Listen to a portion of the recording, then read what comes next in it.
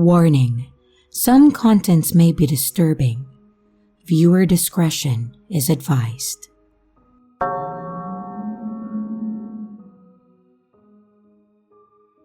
This encounter happened to me 3 years ago, during my sophomore year of college.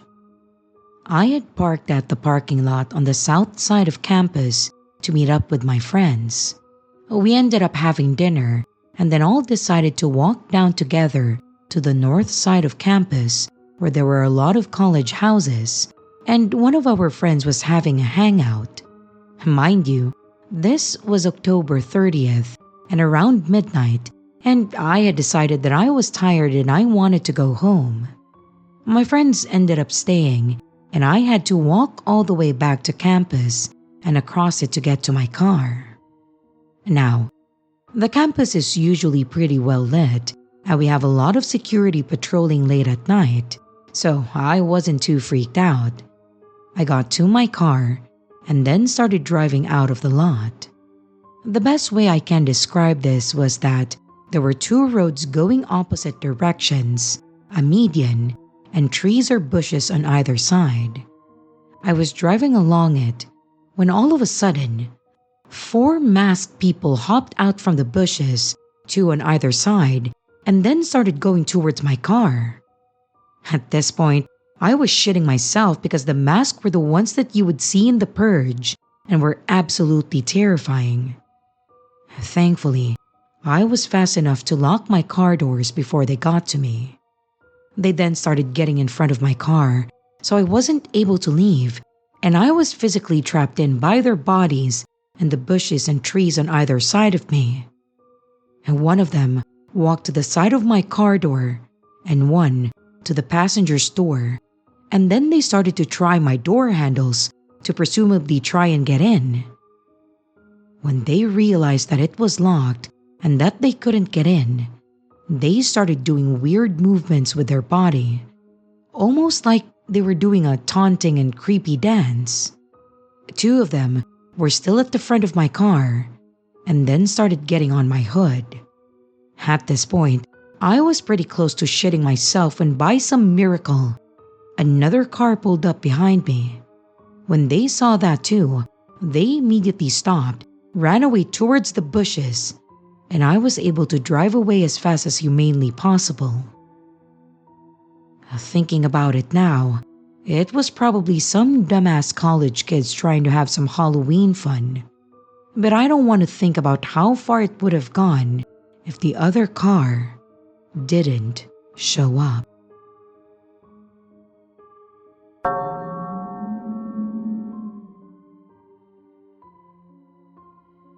Hey everyone, I'm 22 and male. This happened about 5 years ago when I was 17. Every Halloween, a group of us from my small town would have a bonfire out near the lake. It wasn't anything wild, just a bunch of kids sitting around with blankets, music, and way too much sugar. In our small town, there wasn't much to do really, so for it not to be too boring, we decided to do this one Halloween, and then it just became a tradition. The bonfire was about 1.5 miles from where most of us lived. It was down a long dirt road surrounded by woods. There's a shortcut that cuts through those woods, a narrow trail that eventually opens onto the neighborhood behind mine. I had been walking that trail since I was a kid. It's one of those places that feels safe during the day, familiar even, but completely different once the sun goes down. That night, my best friend and I decided to leave the bonfire around 11. It was cold and the fire had started to die down. People were drifting off in small groups, and we figured that we would take the shortcut to get home faster.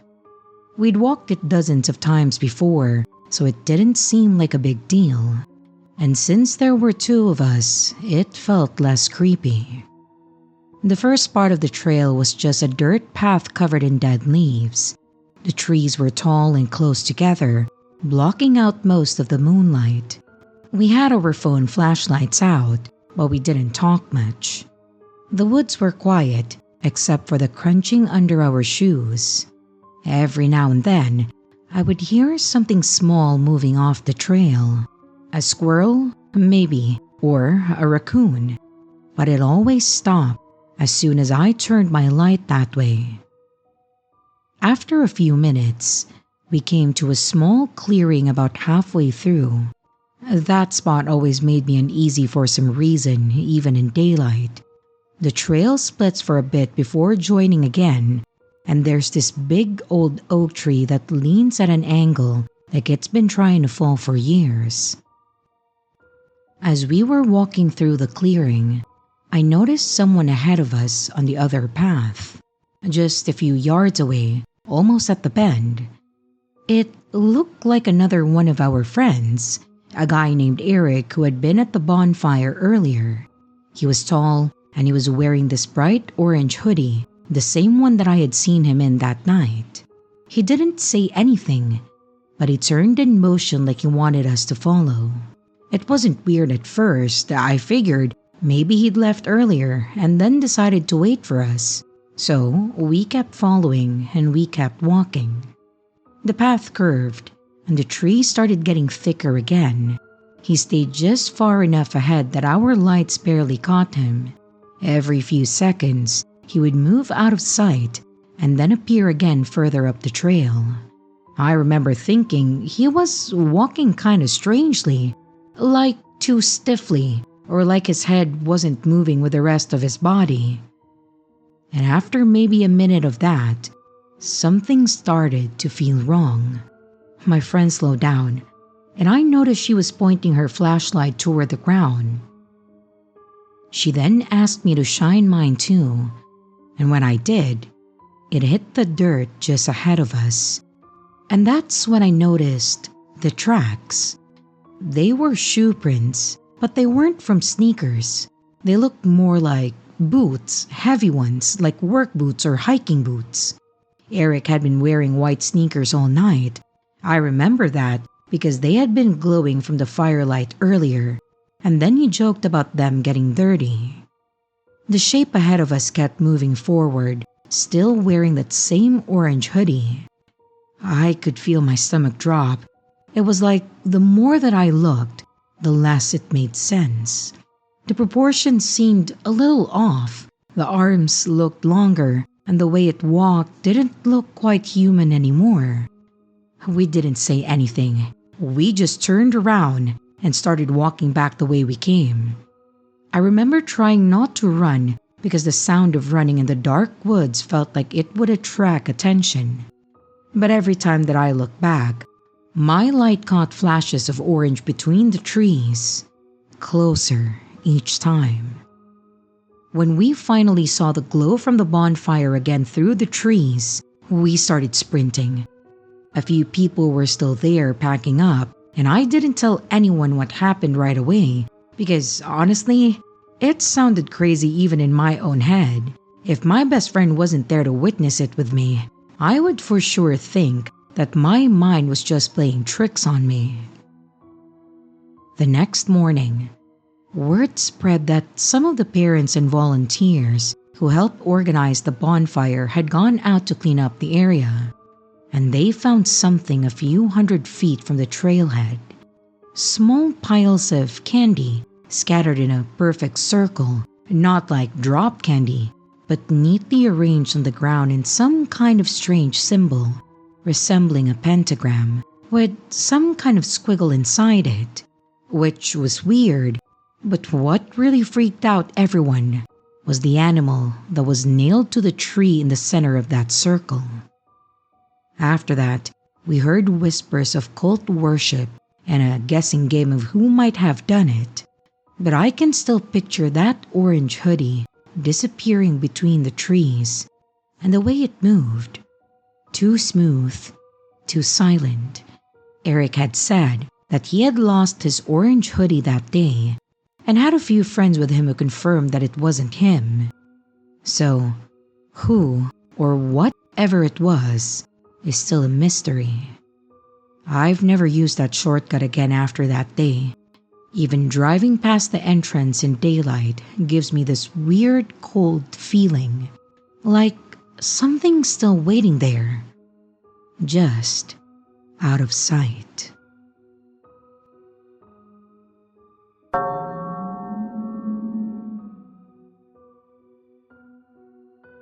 When Emma and I bought the house, everyone told us we were lucky. A 3-bedroom place on a quiet street, big yard, low price. It was attached, but it was the kind of deal that makes you feel like you've just beaten the system. The real estate agent only hesitated once when I asked why it was so cheap. She said something about a tragic history, a child who had died there years ago after a long illness. But it's been renovated, she added quickly. Completely new flooring, new paint, you'd never even know. Well, I wish that were true. From the first night, something felt off. The air inside always seemed heavy, especially in the back bedroom, the smallest one. That was the room where it happened. We'd planned to make it a guest room, but Emma didn't like going near it, said it smelled strange even after we aired it out and scrubbed the walls. There was only one room we didn't touch, a back room which was locked. The realtor didn't have the keys for it, but said that she could get a locksmith in a few days to open it up for us. So after cleaning everything but there and unpacking, we decided to relax a bit and watch some TV. That's when we first started hearing things. It started with my wife. "Did you hear coughing?" she asked while we were watching TV. I shrugged it off and said, Probably the neighbors." But when we turned the volume down, the sound came again. Soft, wet and close, like someone struggling to breathe through a pillow. It was coming from the back of the house. I tried to act brave, walking down the hall with the flashlight from my phone. Following the sounds, I traced it back to the locked door. I pressed my ear against it, struggling to identify what it could possibly be. So concerned if an animal might have gotten into there somehow. I grabbed a hammer and a chisel, and I took the door hinges off. A simple yet non-destructive way to get into the room without having to wait for the locksmith. As the door opened, I was hit with stale air, smelling of cough syrup, and inside was a small bedroom, furnished with a bed, desk and a lamp, as well as a stool behind the bed. But that was about it. The sound of coughing was gone, so I put the door back on the hinges and I tried to relax afterwards, but found it difficult to do so. After that, the house changed. The air smelled faintly of medicine, the sweet chemical smell hospitals have, and Emma started waking up in the middle of the night gasping for air, said her chest felt tight. Sometimes, I'd wake to find her sitting up in bed, staring toward the open door, frozen in fear. She told me that she had seen someone standing there. "A little boy," she whispered. "He doesn't move, he just watches." And that's when it became clear. This house wasn't safe. We tried everything. Sage, candles, prayers, even sleeping with the lights on. Nothing helped. The nights got worse and the air colder. And always that sound of coughing, dragging, whispering from down the hall. Dusty footprints leading out from that room toward our bedroom. They seemed to become more frequent the harder we tried to get rid of it.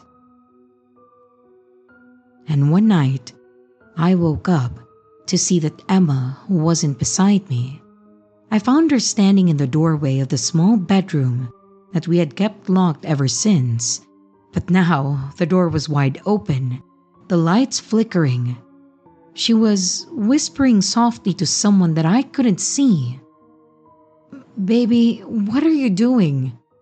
I asked. She turned slowly. Her face was pale and her eyes wet and unfocused. "He is sick," she said softly. "He needs me." I stepped forward and the room grew colder. My breath turned white in the air, and I swear I heard another voice, faint, rasping, like a child trying to speak through phlegm. "Stay." Then the door shut behind me. I dashed forward, grabbed my wife who went limp in my arms. As I grabbed her, the light bulb shattered. I pulled her towards the door only to find it closed shut. Setting her down, I slammed myself against the wooden door until finally it gave way. I dragged Emma out of the room and I slammed the door shut behind me, putting the lock back on again. We slept in the car that night, engine running just to have some noise. And we moved out the next week. Didn't even bother to sell it first, just left the keys on the counter and drove until we didn't recognize the street names anymore. But sometimes though, I still hear her coughing in her sleep. And when I wake her, she mutters, half dreaming, "He just needed someone to take care of him."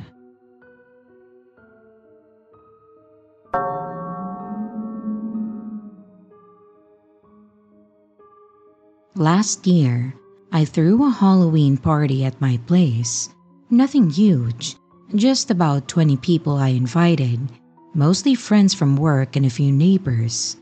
I had decorated the living room with those cheap fake cobwebs and orange string lights, some candles, and some plastic pumpkins. The playlist was mostly old horror movie themes and random 80s stuff. It was one of those nights that felt more cozy than wild, since I didn't like those kinds of parties. Anyway, people came dressed as the usual things: witches, vampires, and a few lazy sheet ghosts. I was dressed as a scarecrow, which mostly just meant flannel, straw, and face paint. At around 9, more people started showing up. Some I knew well, others were friends of friends that I didn't really talk to, which wasn't unusual.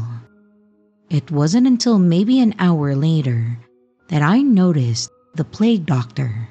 He was tall, maybe 6 feet, wearing a long black coat that looked a little too real for a costume, and the mask, one of those bird-like beak masks, was made of thick, cracked leather. It had a kind of old, worn look to it, like something that had actually been used back in the day. At first, I assumed he was with someone. I personally invited around 20, but I wasn't strict if anybody brought or invited some more. I just remember seeing him standing near the kitchen counter, holding a cup, and just observing, not dancing, not talking much, just quietly watching people. It didn't stand out as creepy at that time. There's always that one person at every party who doesn't really mingle. But what I do remember is that he seemed to drift around without ever staying in one place for long. I would see him in the hallway when I went to grab more drinks, then again by the back door, then sitting on the couch near a group of people that I didn't know that well. Every time that I looked, he was somewhere different. By the end of the night, when people started heading out, I realized that I hadn't actually spoken to him once. I assumed that he'd left with someone, so I didn't think much of it. The next day, when I was cleaning up, I started asking around in our group chat who the plague doctor was. Everyone gave the same answer. They thought that I had invited him. One friend even said that she thought he was a relative of mine, which made no sense to me. Another person said that they assumed that he came with someone else entirely. It was strange, but it wasn't like anything bad had happened, and I know that sometimes happens on Halloween parties. It happened in a lot of parties during my uni time, so I shrugged it off, and I didn't think too much about it. Maybe it was someone's date who didn't stick around. About a week later, I came home from work and I saw something sitting on my porch. I couldn't make out what it was until I completely got out of my car. It was a mask, the same black leather beak mask that the guy had been wearing. It was old looking, cracked along the lines, the same exact one that I had seen the guy wearing.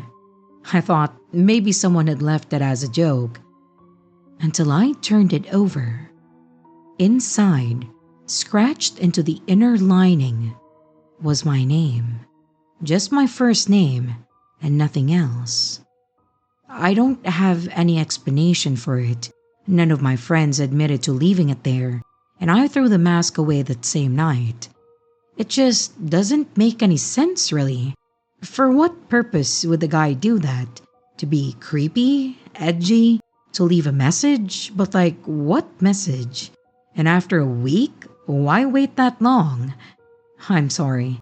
I have so many questions, because I just don't understand.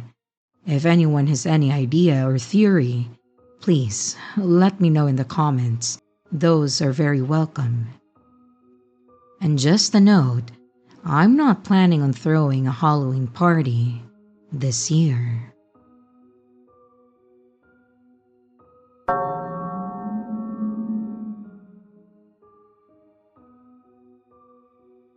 I was feeling unsure as I signed the waiver. It was 3 pages long, way longer than any haunted house waiver should be. It mentioned emotional distress and exposure to realistic depictions of death. The only thing that was guaranteed was that the actors would not touch us.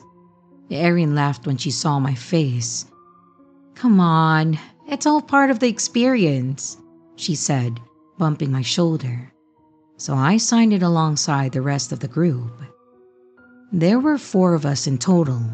Me, my best friend Erin, her boyfriend Tom, and his friend Nate, a self-proclaimed veteran when it came to haunted houses.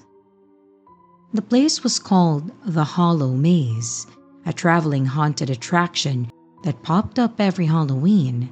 They set up shop in a local abandoned building or something similar, but it had a great review.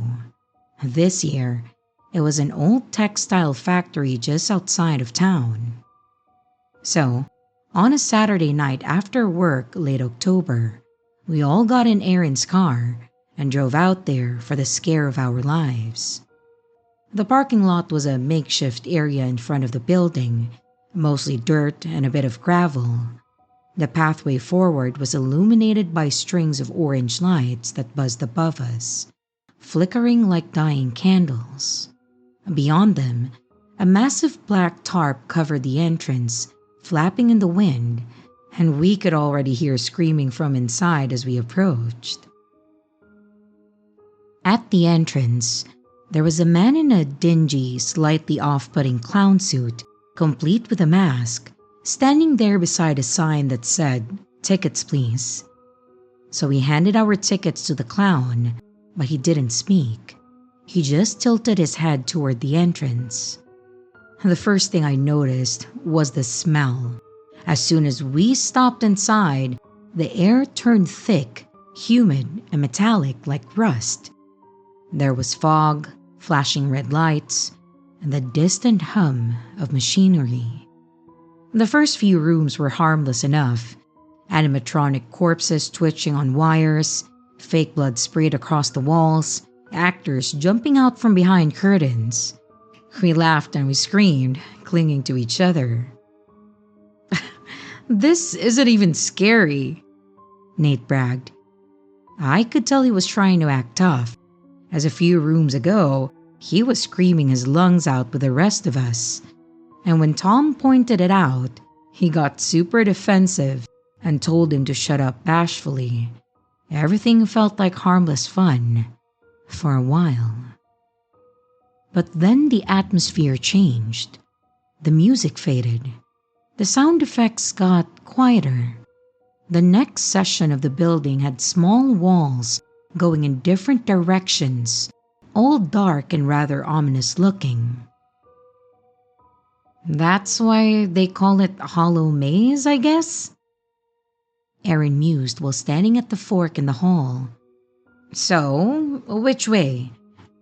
And after a bit of discussion, we decided to go right. We pressed deeper into the maze, passing through a narrow passage lit by a single swinging bulb. Somewhere ahead, we heard faint muffled crying. Okay, that's actually creepy, Aaron whispered. The path split two once more.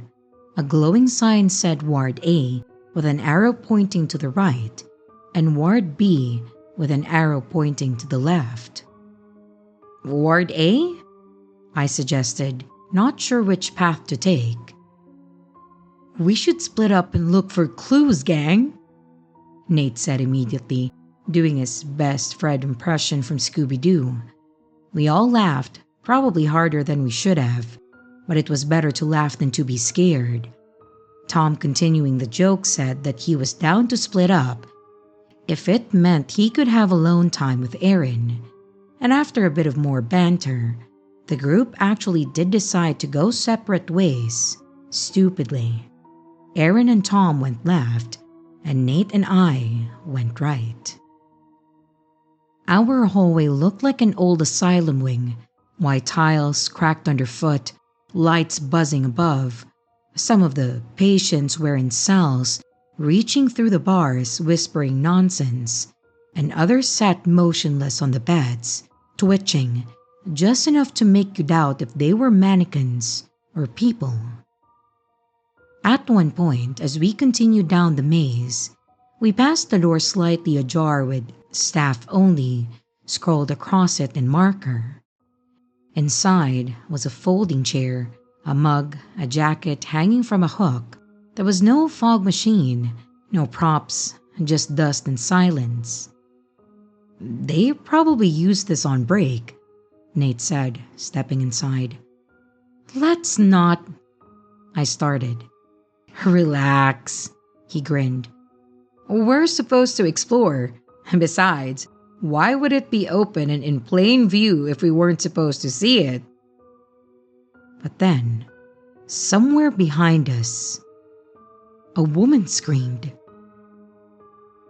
Not a playful jump scare scream, a blood-curdling one. And it sounded like Aaron. We ran back into the hallway shouting their names. Nothing, only echoes. The fog grew thicker, the lights dimmer. I turned one corner and then another, but the path had changed. The maze had rearranged itself for some reason. And that's when we saw him. He was standing at the end of the corridor, half in shadow, tall, broad-shouldered. His mask wasn't glossy plastic like the others. It looked old, cracked and worn, with a jagged mouth slit too wide. His clothes didn't match any of the costumes, just jeans and a heavy coat stained with something dark. He didn't move, didn't speak, and just stared. Nice costume, Nate called, voice shaky. Where'd you get that? Goodwill? No answer. The man tilted his head, slow, deliberate, and then he started walking towards us. At first, I thought it was part of the act, until I noticed the thing in his hand. A knife, long, dull silver, with a red liquid on it. Not rubber, not foam.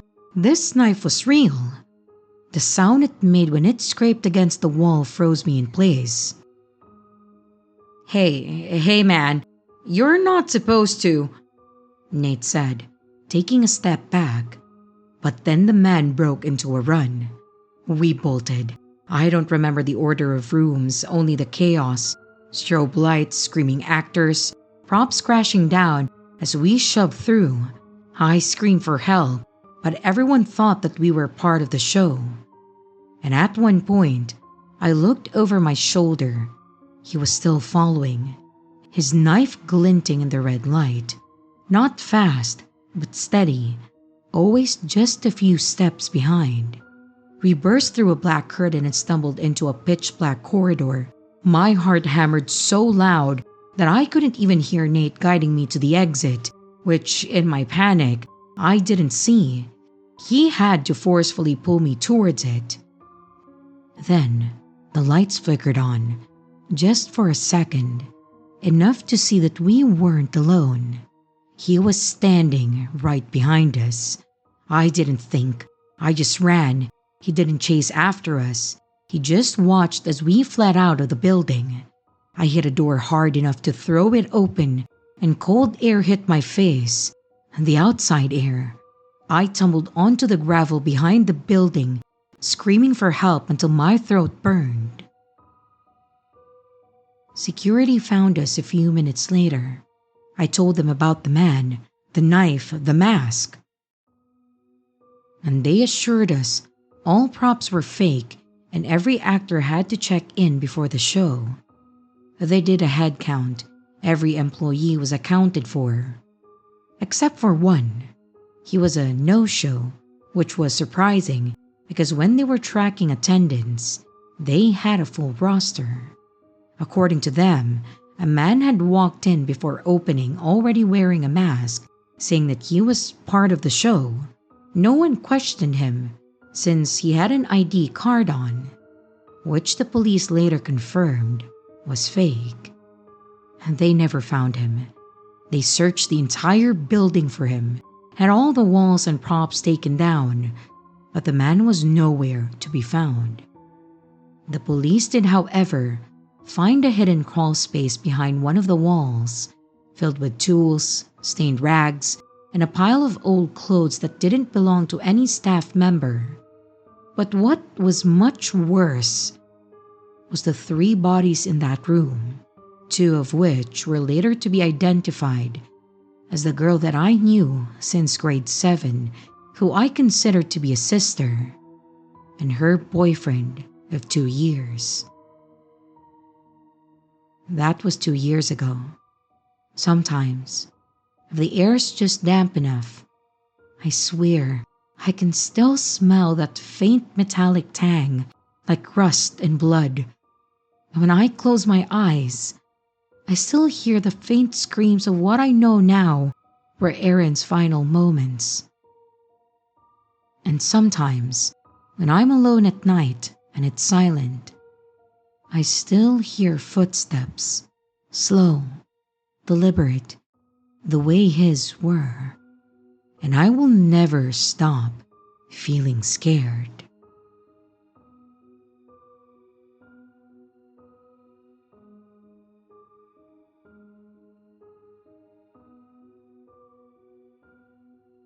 And here's the riddle for this video.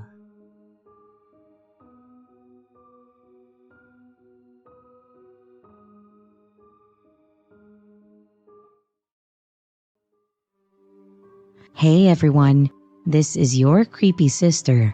Thank you so much for watching the video. I do hope you enjoyed it. Also, don't forget to leave a like and a comment. It really helps the channel out. A big shout out to both my channel members and Patreon members. Thank you so much for taking your support to the next level. You guys are great. And again, to everyone, stay scared because your fear feeds me.